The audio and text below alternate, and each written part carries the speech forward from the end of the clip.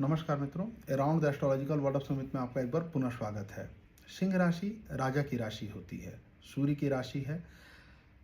राजा को डिनोट करता है, आपके राजधानी को डिनोट करता है। मंगल और केतु का गोचर मौजूदा दौर में सिंह राशि में चल रहा। कुछ दिनों पश्चात मंगल वहाँ से चले जाएंगे, परंतु फिर भी केतु वहाँ पर लंबे समय तक अभी रहने वाले हैं। जिस भी राजा की कुंडली में यानी देश का या राज्य का जो है ना प्रमुख होता है, बड़ा कोई भी ऐसा फिगर जिसके जिसके पास में अथॉरिटी है, पावर है, आप ऐसे सभी के चार्ट में मैं कहूँगा कि आप देख लें। यदि उनका चंद्रमा D9 चार्ट में वृश्चिक या धनु का बैठा हुआ है, खास करके धनु, परंतु अगर वृश्चिक का बैठा है तो sudden transformation of the life, और अगर धनु का बैठा है तो भी, इन दोनों ही नवमांश में यदि चंद्रमा बैठा है तो it will be a hard time for him. उनके लिए कठिन समय हो सकता है और संभावनाएं ऐसी बन जाती हैं कि कोई ऐसा ना बड़ा राजनेता,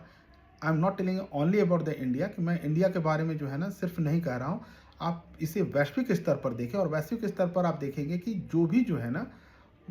राजा की गद्दी पर बैठा है, यदि उनका इस तरह का कॉम्बिनेशन बन रहा तो उनकी जान को भी खतरा है। इसके अलावा भी कहूँगा कि जिस किसी, ये मेरा एक जो भी राजा तुल्य व्यक्ति हैं, जो अथॉरिटी फिगर, उनके लिए, परंतु सामान्य जन के लिए भी कहूँगा, यदि आपकी कुंडली में चंद्रमा नवमांश में धनु